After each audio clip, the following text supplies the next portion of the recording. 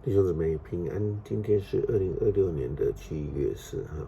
今天的经文是诗篇45篇第10节到17节，创世纪27章18节到29节，路加福音第10章21节到24节。今天要跟大家分享的主题是福音的对象。什么人可以蒙福，什么人可以得救，这是传福音所需要被讨论的事情。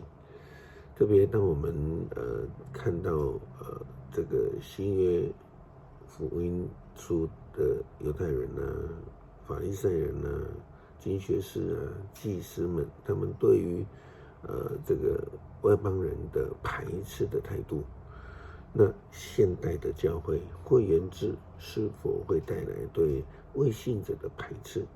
那教会的宣教呼召以及宣教的对象是谁？从9月过去家族的老大得到祝福，是否其他的弟兄姐妹就被排斥呢？我们看到雅各以欺骗的方式得到祝福，表示他的哥哥就失去了长子的祝福，但是是否就没有了上帝的祝福呢？这值得我们思考。创世纪27章18节到29节，雅各到父亲那里去，叫一声爸爸，爸爸就问了，孩子，你是哪一个呢？雅各回答，我是你的长子以扫，你吩咐我做的我都做好了，请坐起来吃我替你打来的野味，你好祝福我。以扫说，孩子，你怎么那么快就打到了？雅各回答，是上主你的上帝给我好机会。以撒对雅各说，孩子，走过来让我摸一下，你真是以扫吗？雅各走过去，以撒摸一摸，就说，声音是雅各的声音，手却是以扫的手。他认不出这是雅各，因为雅各的手像以扫一样长着毛。他要祝福雅各的时候，再问一次，你真是以扫吗？雅各回答，是啊。以撒说，把肉拿过来，我吃了就给你祝福。雅各就把肉拿过去，又递酒给他喝。于是以撒说，孩子，你走过来亲我。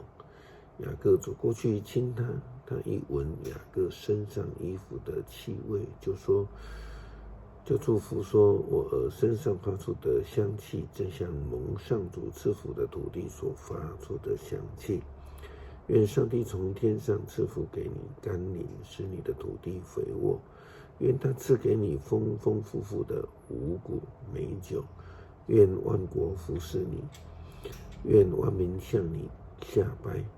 愿你统治所有的兄弟。愿你的母亲的儿子都向你跪拜。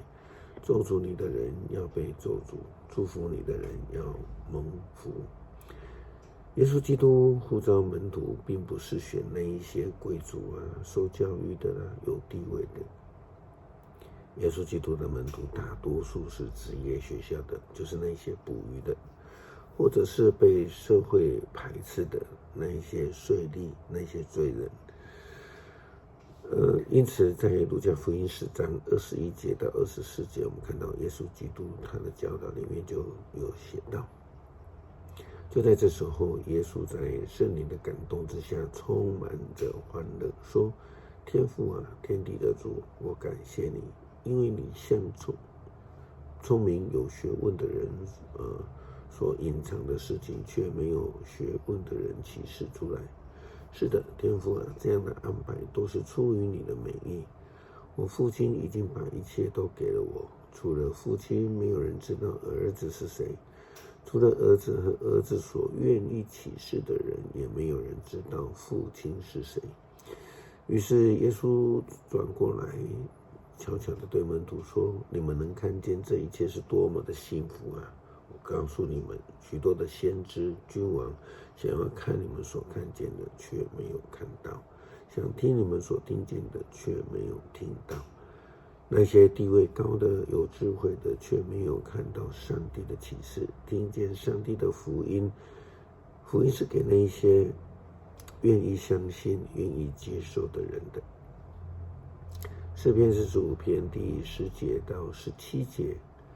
君王的新娘啊，请听我的话，忘记你本族和亲属吧。你的美貌会使君王恋慕，他是你的主人，你应该顺服他。他要来向你进贡，富足的人要讨你欢心。在宫室中，公主多么美丽啊！她的衣裳用金线绣成，她穿锦绣华服，被引到君王面前，陪伴着他的宾相也要蒙引荐。他们都要欢欣快乐，一起被引进王宫。我的君王啊，你将有许多的子孙继承列祖的王位，你要立他们统治全世界。我的诗歌要使你的声誉永垂不朽，万民要永远歌颂你。恳求上帝帮助我们听到福音的呼召，让我们以更宽广的心来传福音。祷告奉主耶稣基督圣名求，阿们。